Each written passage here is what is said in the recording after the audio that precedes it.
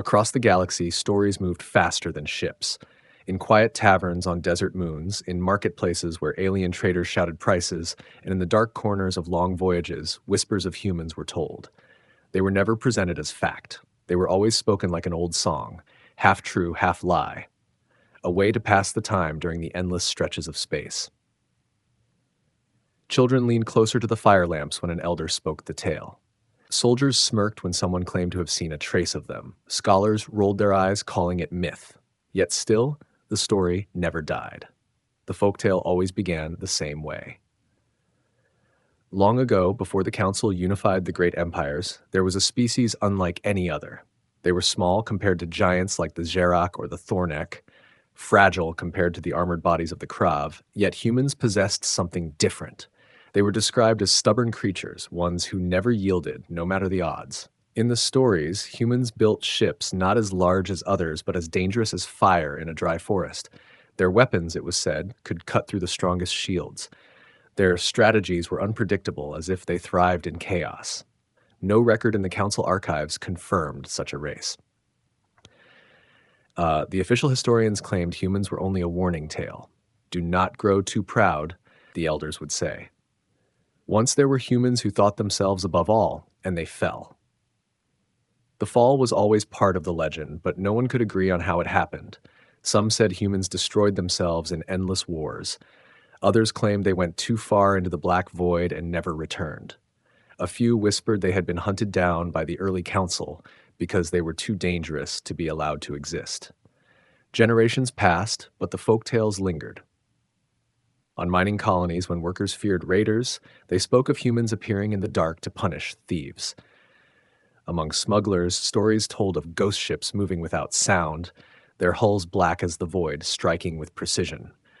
Mothers used the tale to quiet restless children, saying, "Sleep, or the humans will find you."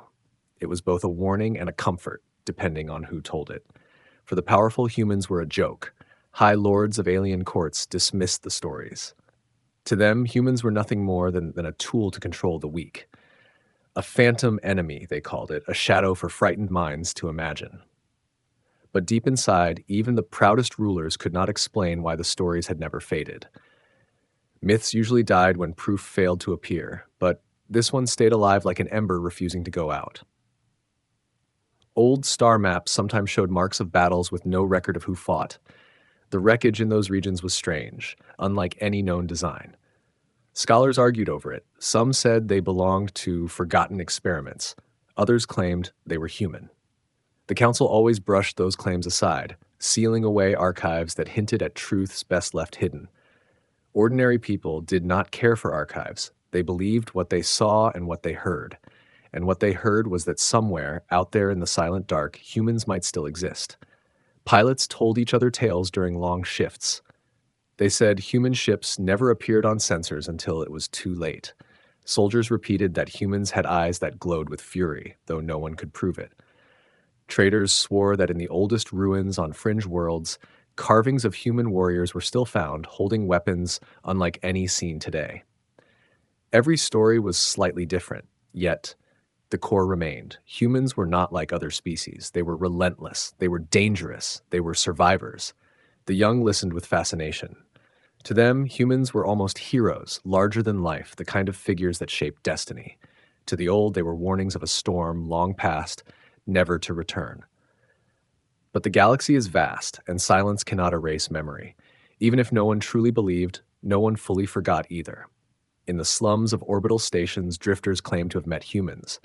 No one trusted their words, but their eyes carried something unsettling when they spoke. "They don't fight like us," one old spacer would whisper, clutching his drink with trembling hands. "They fight like it's the only thing they were born to do."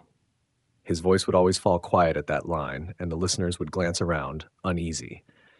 Among the noble races, laughter often followed such stories, but laughter that sounded too sharp, too forced. Because hidden under that laughter was a question they dared not ask aloud. What if the folktale was true? What if the ghosts of humans were not gone, only waiting? In quiet moments, in the black of space, even the bravest captains wondered. When sensors failed, when strange signals echoed across comms, when shadows flickered at the edge of vision, the thought returned. Perhaps the humans had never left. Perhaps the folktale was only the surface of something deeper, something real. Every myth carried a seed of truth, they said. And if the seed of humanity's legend was truth, then the galaxy was living in borrowed peace.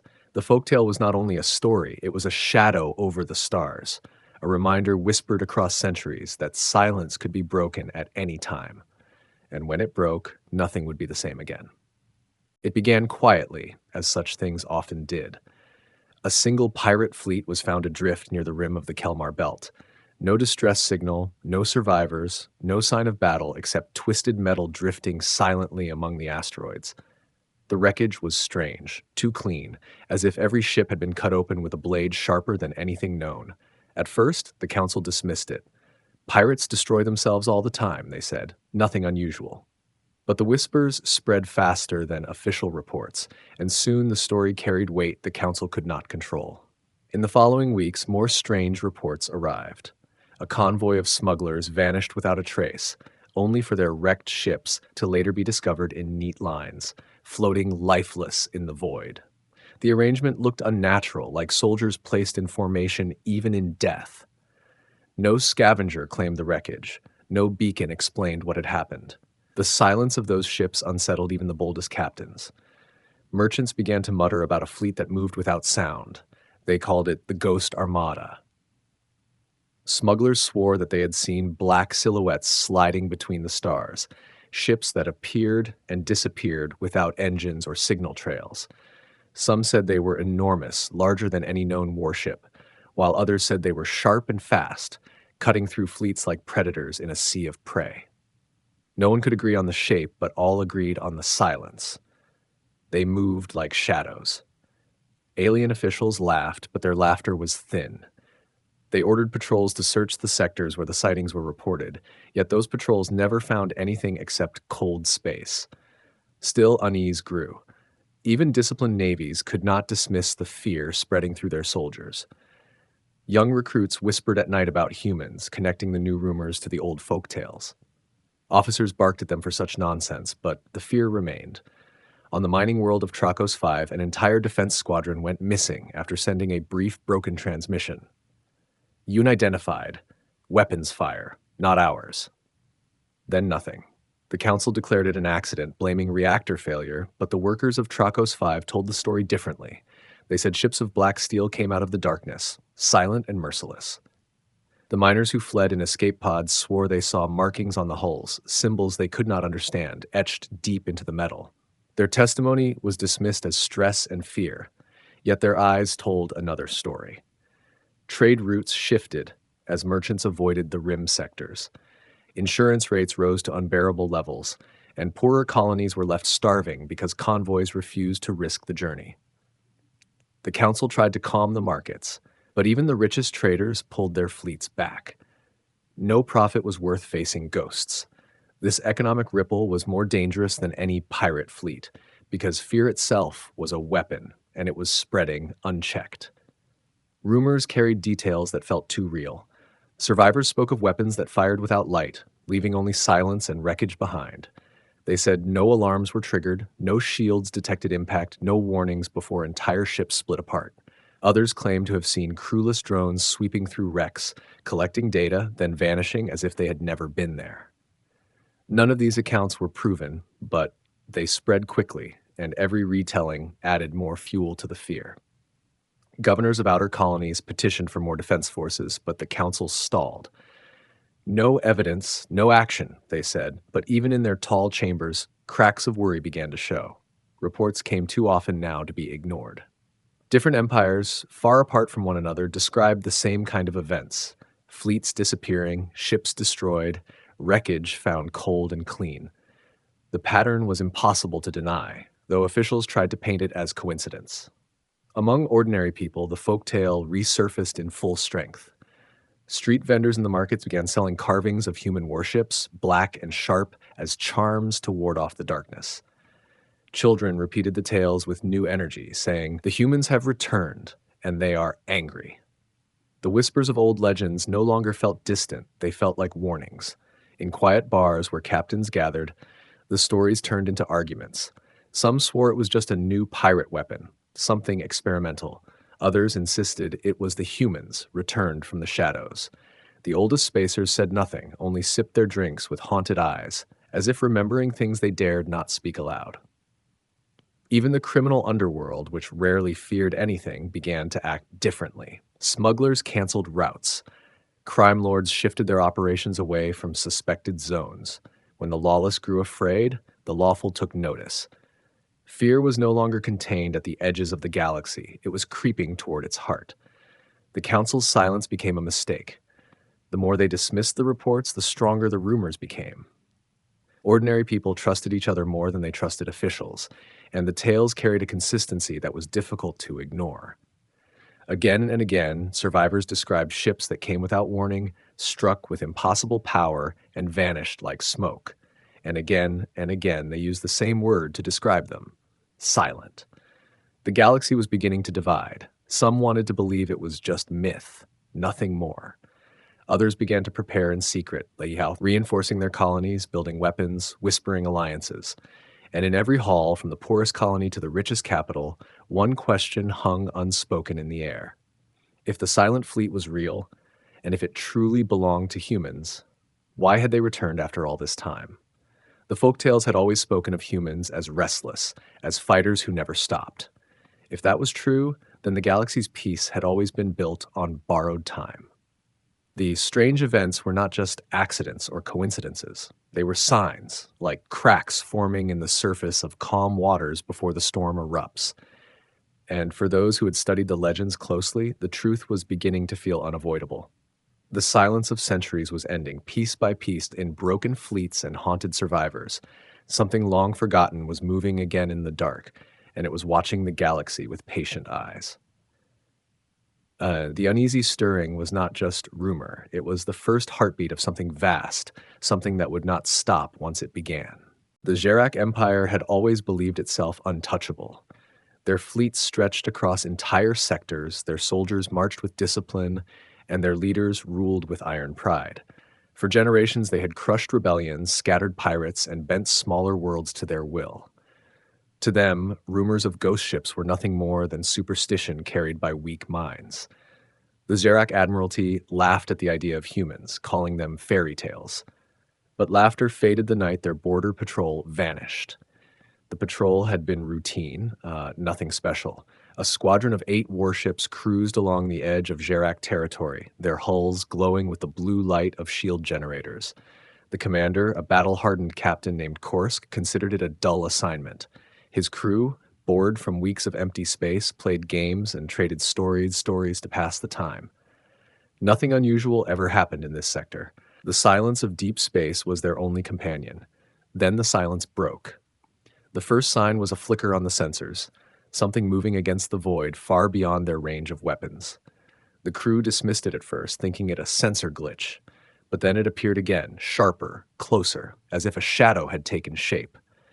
The technicians ran diagnostics, certain their machines were malfunctioning. The readings made no sense. No drive signatures, no heat, no radio emissions, just movement, silent, steady movement. "Confirm contact?" Korsk demanded, leaning over the console. His voice was steady, but the air in the bridge had changed. The young sensor officer swallowed and nodded. "Contact confirmed, sir. Bearing 37 Mark II. No ID, no signals." Korsk ordered long-range hails, standard greetings, military warnings, demands for identification. His words traveled into the dark, but nothing returned. The shadow kept coming. The tension on the bridge grew heavier with each passing moment. Some crew whispered the word human, earning glares from their superiors. Korsk silenced them with a growl. "There are no humans. This is a pirate trick." Yet his eyes betrayed doubt as the shadow split into 3. 3 unknown ships, closing distance with unnatural precision. When they finally entered visual range, every officer froze.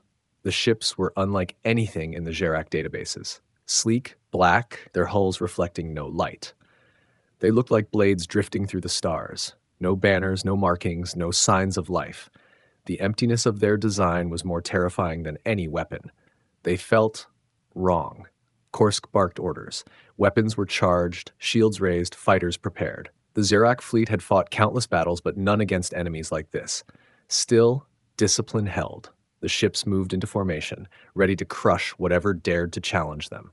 But the black warships did not stop. They glided closer as if the Gerak fleet didn't exist at all.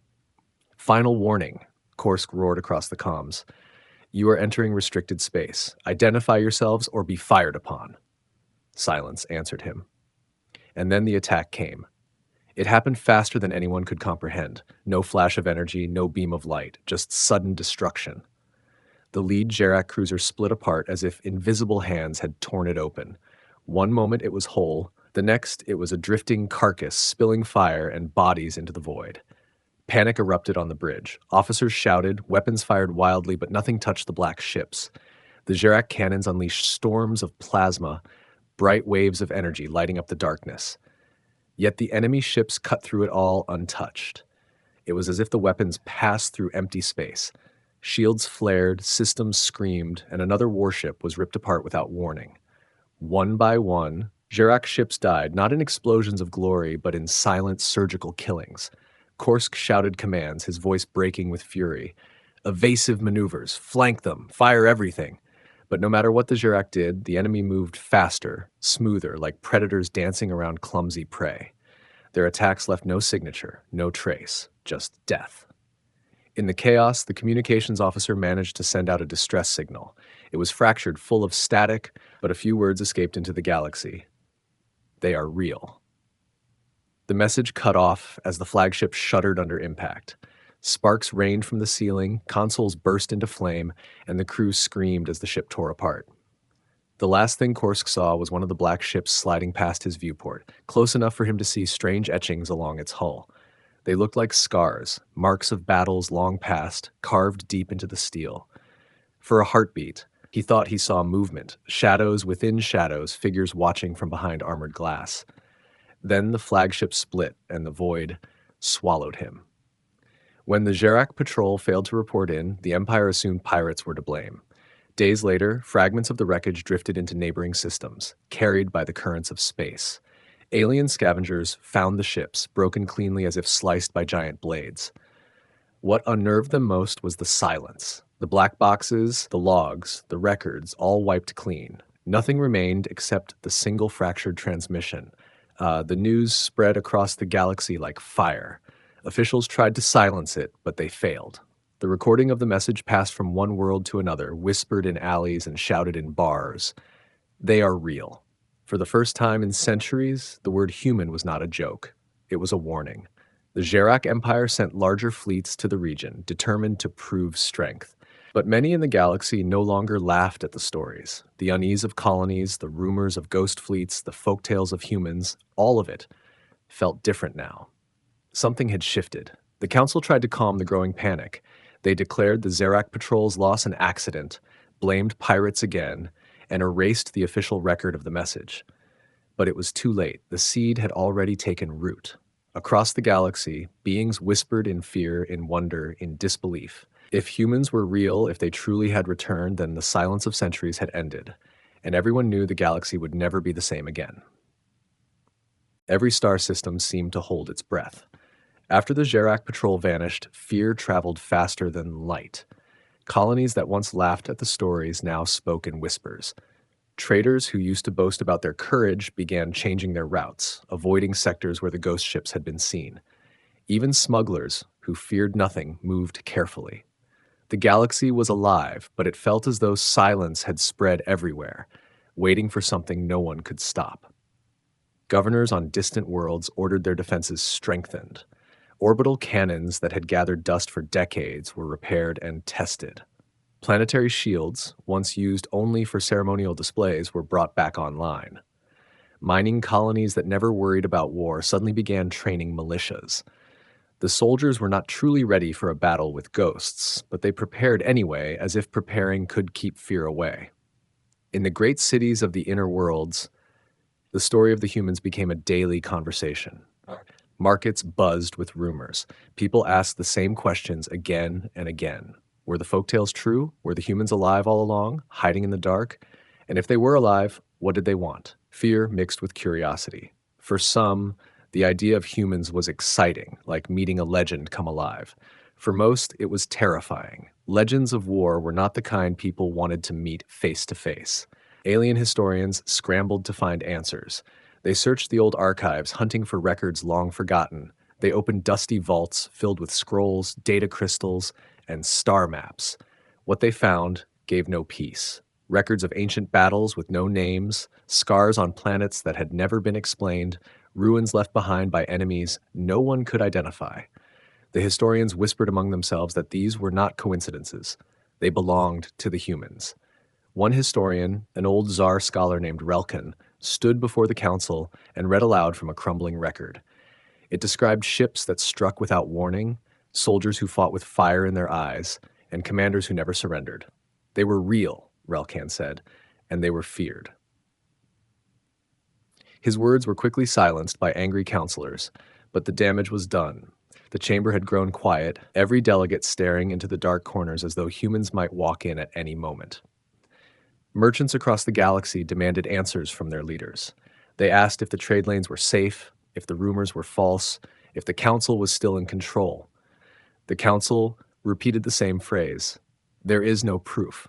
But people no longer trusted proof. They trusted fear, and fear told them the old folktales were alive again. Meanwhile, patrol fleets were sent deeper into the rim sectors. They reported strange signals, interference in their communications, and sensor ghosts that flickered and vanished. None of them found the silent ships, but their messages carried worry. Pilots wrote in their logs that they felt watched, as if unseen eyes followed them through space. Even hardened admirals began to grow uneasy. In taverns, the whispers became louder. Old spacers told stories they had hidden for years. One said he had seen a human once, tall and pale, with eyes that burned like fire. Another swore he had flown past a wrecked human ship decades ago, but had been too afraid to report it. Now those stories were no longer dismissed. Crowds listened carefully, trying to piece together the truth from broken memories. The galaxy's silence grew heavier with each new tale. Even when nothing happened, people felt danger in the air. Communication lines buzzed with half-truths. Some claimed entire moons had been destroyed. Others said the humans were building armies in secret bases. Every day brought a new rumor, and every rumor was believed by someone. The fear began to change politics. Old rivalries between empires weakened. Leaders who once fought each other now sat at the same table, whispering about how to prepare. The council hall filled with voices, some demanding war preparations, others begging for diplomacy. One delegate shouted, "If they are real, we must talk before it is too late." Another roared, "If they are real, then talking will not save us." The chamber echoed with arguments, but no decision came. The galaxy waited, and waiting felt worse than fighting. Ordinary people continued with their lives, but unease touched everything. Farmers worked their fields under planetary shields. Children played games where they pretended to be humans, frightening each other with shouts of, "We are back!" Traders refused to travel without armed escorts, even for the shortest journeys. Priests of ancient faiths began preaching that the return of humans was a punishment for the galaxy's arrogance. In the quiet of the night skies, lonely sentries on distant moons stared upward and shivered. Every shadow looked like a ship. Every flicker of light looked like the start of an attack. The emptiness of space, once peaceful, had turned into a predator's den. But through all the fear, one thought united everyone. The humans, if they truly had returned, were not here by accident. They were here with purpose. That purpose was unknown, and that made it worse. Were they searching for revenge? Had they come to conquer? Or were they only watching, waiting for the right time to reveal themselves? The galaxy's silence was not peace anymore. It was the silence of prey, frozen in place, waiting for the predator to strike. Every fleet stood on alert. Every world tightened its defenses. Every leader whispered the same thought in private. The folktale was real, and the storm had not yet begun. The day finally came when silence ended. It happened in the Syros system, a busy hub filled with merchant fleets, orbital docks, and proud warships guarding trade. Life there was ordinary, almost peaceful, even with the fear spreading across the galaxy. No one expected anything unusual. Then the alarms began. At first, it was only a faint signal on long-range scanners, a contact moving slowly through deep space, massive but silent. The Cyros fleet commander, Admiral Varric, assumed it was a cargo convoy or a foreign dreadnought passing too close. He ordered standard hails. Unidentified vessel, you are entering restricted space. Identify immediately. There was no answer. The signal kept approaching, slow and steady. The Cyros fleet grew uneasy. More scans were run, but the data made no sense. The vessel gave off no engine signature, no heat, no communication. It moved without sound like a ghost gliding through the stars. The commander repeated his hail, this time sharper, his voice shaking with hidden fear. Silence again. The unknown ship did not stop. Then it appeared. Out of the void came a warship larger than anything the Cyros had ever seen. Its black hull swallowed the light around it, making it look more like a shadow than a machine. Its surface was smooth, sharp, and scarred in places as though it had already fought countless battles. No banners, no markings, nothing to show its origin. Yet everyone who saw it understood immediately what it was. The humans had arrived. Panic swept through the system. Civilian ships scattered, rushing to escape lanes. Orbital stations sent frantic messages to the Council. Soldiers froze at their posts, staring at the sight that had only ever existed in stories. Admiral Varric tried to remain calm, but his hands trembled as he ordered the fleet into battle formation. Dozens of warships surrounded the giant shadow, weapons charged and shields raised. Final warning, Varric declared across the comms, though his voice cracked. Turn away or be fired upon. The human ship did not answer. It kept drifting closer, unstoppable, like a predator moving into striking range. The silence was heavier than any weapon, pressing down on every crew, suffocating them with dread. Then, without a sound, the human ship struck. A single blast erupted from its side, but it was not like any weapon known to the galaxy. No bright plasma, no streaming missiles. It was a silent flash, a ripple in the void, almost invisible. The Cyros flagship shuddered, then tore apart in an instant, split cleanly into two burning halves. Screams filled the comm channels as the Admiral's ship disintegrated. The rest of the fleet opened fire in panic. Plasma cannons, missile salvos, railguns, all unleashed at once, filling space with light and fire. But nothing touched the human ship. The weapons passed through or exploded harmlessly against its dark hull. Shields flared and collapsed across Cyros ships as the human warship fired again. Another volley, another squadron erased. There was no mercy, no hesitation. The human ship moved with terrifying precision. Every strike was clean, every kill final. Cyros destroyers tried evasive maneuvers, darting through space, but they were cut down like insects. Cruisers formed a defensive wall, but the wall was shattered in seconds. Even the orbital defense platforms, massive structures armed with heavy cannons, crumbled under invisible blows. Across the system, civilians watched in horror from their ships and stations. Families clung to each other, staring out at the dark shape tearing through fleets that had once promised to protect them. Children cried as the sky lit with fire. Merchants cursed as their escorts vanished. Pilots screamed as their comms filled with static, then went silent. The battle did not last long. It was not really a battle at all. It was a demonstration. Within minutes, the proud Cyros fleet was gone, reduced to drifting wrecks and burning debris. The human warship did not linger to finish off survivors. It simply turned and drifted onward, vanishing into the void as silently as it had arrived. The silence it left behind was worse than the destruction. Survivors floated in escape pods, staring in disbelief. No one understood what they had seen. No demands were made, no words spoken, no message left behind. The humans had not come to negotiate or threaten. They had come to show the galaxy what they were capable of.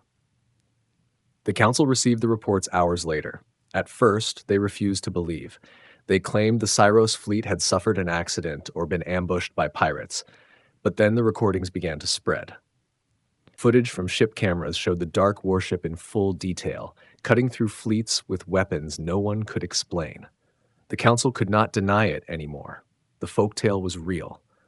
The humans had returned. Across the galaxy, panic grew. Merchants abandoned trade routes. Colonies demanded protection. Armies began to mobilize, though fear whispered that no army would matter. Ordinary people lit candles in their homes, whispering prayers to ancient gods. Children repeated the old stories in hushed tones, no longer as games, but as truths. And in every corner of every world, one thought echoed. The silence had been shattered. The Zero system was remembered not for its riches or its trade, but for being the place where the humans first showed themselves. Generations later, survivors would still recall the sound of silence before the first strike, and the shadow of the ship that destroyed everything they knew. That day was the end of doubt. The galaxy now lived in a new reality, and every being understood that the legends were no longer legends. The humans had awakened, and nothing could stop what was coming. The council chamber shook with arguments. Delegates from dozens of species filled the hall, their voices sharp and heavy with fear.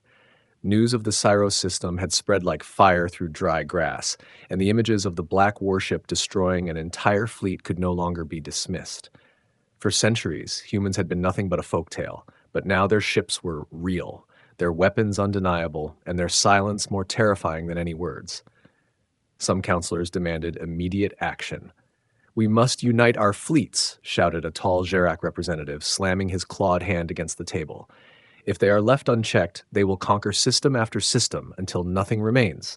We must strike first." His voice echoed, carrying the weight of panic. Others argued for caution. A soft-voiced delegate from the Kivari Alliance trembled as she spoke. "You saw the recordings. Our weapons did nothing. The Syros fleet was not weak, yet it fell in minutes. How can we fight something that ignores our fire? To attack blindly would be suicide. We must seek peace before it is too late." The chamber grew louder, voices overlapping, fear turning into chaos. Some shouted for war, others for diplomacy, but no one truly knew what humans wanted. That was the heart of the terror. If they had come for conquest, why had they not occupied Syros? If they wanted revenge, why had they not declared it? The humans spoke no words, made no demands, and left no message. Their silence was heavier than any threat. An elder from the Olnari race raised his voice above the noise. His people had survived countless wars, and his scars showed his years of battle. "You forget the old records," he growled. "Humans never spoke before they struck. They never begged, never warned, never bargained. They simply fought until their enemies were broken. You think their silence means mercy? No. Their silence means they do not need to speak. Their actions speak for them." The words sent a chill through the chamber. Many remembered the fragments of history, the broken texts that described humans as relentless, clever, and ruthless. If those records were true, then the galaxy was facing an enemy unlike any other. Still, some voices resisted the tide of fear. A counselor from the Veltari Republic leaned forward, his jeweled robes glittering under the chamber lights. "Perhaps these are not humans at all," he said. "Perhaps they are machines or a lost experiment. We give them too much power by believing the folktales. If we unite, our fleets can match them. No enemy is invincible." But his words were hollow. Everyone had seen the footage. The Syros fleet had been powerful, disciplined, and heavily armed, yet it had been erased as though it were nothing. Deep down, no one truly believed unity would save them. Behind the arguments, the people of the galaxy were already choosing sides. Civilizations on the edge of known space called for evacuation, fearing they would be the next Syros. Wealthy worlds invested in new weapons research, desperate to find something, anything that could harm the black warships. Religious leaders declared the return of humans to be prophecy fulfilled, a punishment from the stars. Some even worshipped the humans, calling them harbingers of destiny. The council could not control the fear spreading outside its walls. Riots broke out on trade worlds where people demanded protection. Merchants refused to move cargo through systems even rumored to have sightings. Colonies closed their borders, arming themselves against shadows they could not see. Every day, new reports arrived, fleets disappearing, signals cut short, survivors whispering the same phrase, "They are real." In the chamber, the debates dragged on. One delegate demanded an emergency alliance of all empires, a force greater than any in history. Another shouted that to unite was to admit weakness. Others begged for envoys to be sent into the void, to find the humans and beg for peace. But no one dared volunteer to go. Even the bravest diplomats fell silent at the thought of standing before a black warship. As the shouting continued, one question hung in every mind but was never spoken aloud. What if the humans were not here to negotiate at all? What if they had returned only to remind the galaxy that they had never been defeated, only forgotten? The council leaders met in secret chambers, away from the shouting. There, their fear was clearer. They admitted that their fleets could not match the human weapons. They admitted that their intelligence had no answer for how to track or predict the silent warships. And worst of all, they admitted they did not know how many of the ships existed. Was it only one, or 100, or thousands waiting in the dark? The uncertainty tore at them. It was easier to fight an enemy you could see, easier to bargain with one who spoke. But to face an enemy that appeared without warning, destroyed without effort, and vanished without a word, that was something none of them had ever imagined. The council could not agree. Days turned into weeks, yet no decision came. Fleets were mobilized, then pulled back. Envoys were proposed, then rejected. Every option ended in fear. The chamber that had once ruled the galaxy with confidence now shook with doubt and dread. And still, the humans said nothing. Their warship was seen again on the edge of another system, gliding silently through the void. It did not attack, did not respond, simply moved onward as if observing. Its presence alone was enough to send entire populations into panic. The galaxy realized that silence was worse than war. Silence left them helpless, forced to imagine the worst. Every star system waited in terror, listening for the sound of destruction. And in the council halls, leaders finally understood the truth. It did not matter whether they chose war or peace. The choice was no longer theirs. The humans had returned, and their silence controlled the galaxy more completely than any words ever could. The first warship had been terrifying, but it was only the beginning. Soon reports came from across the galaxy, too many to be coincidence. Black fleets appeared in multiple sectors at once, striking like lightning, vanishing like smoke. Some systems saw only one ship drifting silently before leaving, as if marking its presence. Others faced sudden destruction, fleets broken in minutes, planets left defenseless. No words were spoken, no demands delivered. The humans gave nothing but silence, and silence was worse than threats. In the Ralthus sector, 3 empires had gathered a combined armada, hundreds of ships strong. They believed numbers would overwhelm any enemy. They waited with confidence, their admirals boasting that the human ship would fall just like any other. But when the Black Fleet arrived, their confidence shattered. The human ships moved with precision, weaving through the armada like hunters among prey. Their weapons were invisible, their strikes instant. Entire squadrons disappeared in flashes of fire, and the mighty armada dissolved into chaos. Survivors who escaped spoke the same words in trembling voices. They fought as if they had already seen every move we would make. In the Terran belt, miners watched helplessly as a convoy of human ships glided past their colony. The warships did not fire, did not even turn their weapons. They simply drifted in formation, dozens of them, each larger than the colony's defenses. The miners cowered in their shelters, expecting death, but the fleet passed without a sound. When it was gone, the miners emerged, shaken but alive. They sent urgent messages to the council, their words filled with fear. They didn't attack, they said, but they wanted us to see them. That was enough. In another system, a border world prepared for war, training soldiers, arming civilians, filling the skies with defenses. When the human fleet came, the planet fought with everything it had. Orbital cannons fired, missile swarms filled the void, fighter squadrons swarmed like angry insects. The black ships tore through it all. One by one, the defenses collapsed. Yet when the battle was done, the planet was not destroyed. The humans left it standing, scarred but alive, as if to remind them that resistance meant nothing. Every encounter fed the legend. The folktales of old had painted humans as clever, ruthless, unyielding, and now those myths breathed again. People began to see them not as a race, but as a force of nature, like fire or storm, something unstoppable and beyond reason. To see a human ship was to see the end of certainty. To face them was to understand that no empire, no matter how great, could stand alone. Among the ordinary people, the fear turned into quiet submission. Farmers prayed to ancient gods to keep the humans away. Merchants abandoned routes entirely, refusing to risk even the richest trade lanes. Colonies far from the core begged for protection, though no fleet dared move too far from home. Whole sectors of space became ghost regions, empty of life, abandoned to silence. But there were also whispers of admiration. To some, the humans were not monsters, but proof that legends lived. Soldiers on the fringes spoke with awe of how the humans fought, how they never wasted a strike, how they vanished without a trace.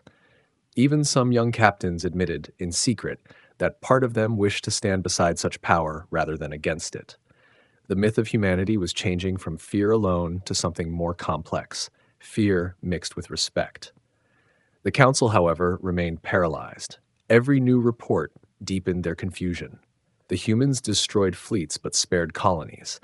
They revealed their power but made no moves to conquer territory. They attacked without reason but always with precision. No one understood their goal. Were they testing the galaxy, reminding it of their strength? Or were they waiting for something, a moment yet to come? In hidden chambers, council spies and scientists studied the wreckage left behind. Pieces of shattered ships revealed technology centuries beyond anything known. Alloys stronger than any found in the galaxy, weapons that left no trace, systems that moved faster than thought. The scientists spoke in hushed voices, afraid of what they were learning. "This is not new," one said. "This is old, old and perfected." It was as though humanity had never stopped preparing, never stopped sharpening its weapons in the dark. Meanwhile, survivors of the battles carried the stories forward. Pilots told how human ships appeared out of nowhere, cutting them down before they even raised shields. Soldiers whispered that human warriors fought like shadows, their movements unpredictable, their resolve unbreakable. Refugees spoke of the silence, always the silence that hung over every encounter until the first strike fell. And in every retelling, the legend grew. The galaxy could no longer deny the truth. Humans were not a myth. They were not ghosts. They were real. Their fleets scattered across the stars, striking and vanishing at will. No empire could claim safety. No world could feel secure. For the first time in centuries, the galaxy's rulers understood what it meant to be prey. And yet, through all the destruction, the humans never spoke. No voice came across the comms, no demands reached the council. Their silence was their weapon, leaving others to imagine their purpose. Some believed they sought revenge for an ancient wrong. Others believed they were here to claim the galaxy as their own. A few whispered that the humans were simply watching, waiting, deciding the fate of those who now trembled before them. Every child who once heard the folktales now grew up knowing the stories were alive. Every soldier who once mocked the myths now prayed never to see a black ship appear in their skies. And every leader who once ruled with confidence now lay awake in the dark, haunted by the thought that humanity's return was not a beginning, but the end of everything they had built. The legend had become flesh, and the galaxy knew it could never turn back. The humans were here, and their silence was louder than any war cry. The galaxy changed forever after the first human warships appeared. Before, the stories of humans were only fireside tales, jokes told by traders, or warnings used by elders. Now they were reality. Every being, from the richest noble in the inner worlds to the poorest miner on the rim, understood that the silence of centuries had ended. Children no longer heard of humans as shadows of the past. They grew up knowing that humanity's fleets sailed once more through the dark, and their power was not myth, but fact. In markets and taverns, people spoke of humans with a mix of fear and respect. Some cursed them as monsters, destroyers who crushed fleets without mercy. Others spoke of them as saviors, a force that could bring balance to a galaxy ruled by arrogance and corruption. No one truly knew what humanity wanted, and that uncertainty filled every conversation. Yet the very fact that they were real had shaken the galaxy's foundation. For the first time in centuries, the Council was not the highest power. A shadow older and stronger than them had returned. Ordinary life struggled to continue under this new reality. Farmers still planted crops, miners still dug for ore, merchants still traded goods, but fear was everywhere. Entire colonies kept their planetary shields active at all times, draining resources just for a sense of safety. Trade convoys traveled in giant groups, escorted by fleets that still looked tiny compared to the memory of a single human ship. Children in schools played games pretending to be human captains, their laughter nervous, but their eyes shining with excitement. Even in fear, curiosity grew. The Council tried to control the story, but they could not. Too many recordings existed. Too many survivors carried tales of what they had seen. Black fleets gliding silently across the stars, weapons that killed without sound or warning, armies broken before they could even fight. The Council issued speeches calling for calm, promising new weapons and defenses, but their words rang hollow. Everyone knew the truth. No wall, no fleet, no alliance could guarantee safety against the humans. And yet, the humans did not conquer. That was the strangest part.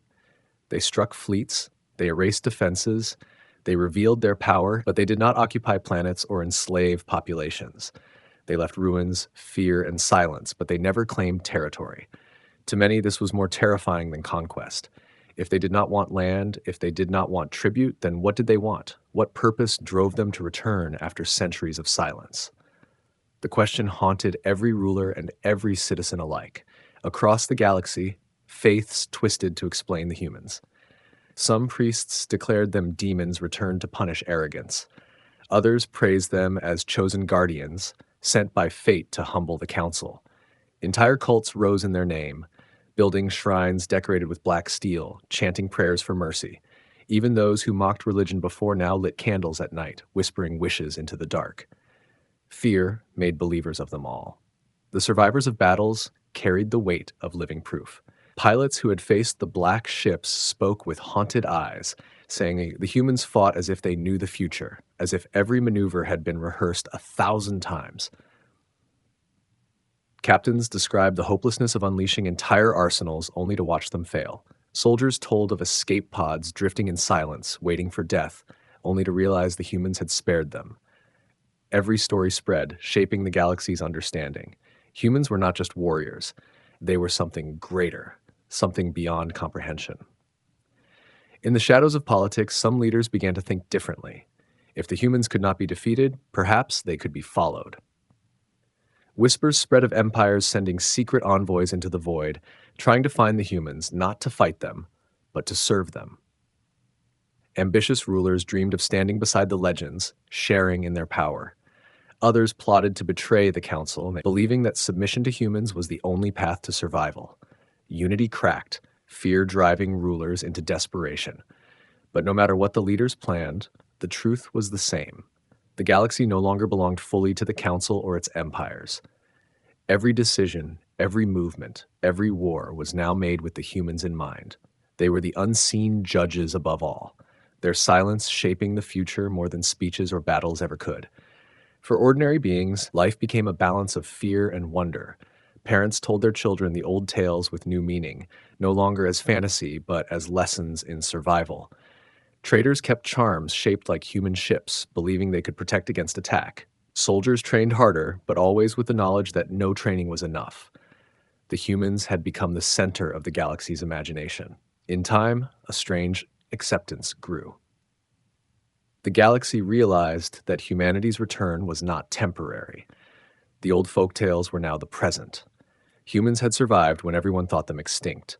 They had returned stronger, sharper, and utterly beyond reach. Some species hated them, others admired them, but no one could ignore them. The silence of centuries was broken, and the echo of that break would never fade. From now on, every plan would include the question, what if the humans come? Every fleet launched, every colony built, every war declared would carry that shadow. The humans had stepped out of myth into reality, and reality itself had changed. The galaxy did not know if the humans were conquerors, avengers, or something else entirely, but one truth was carved into every heart. The folktale was real. Humanity had returned, and nothing would ever be the same again.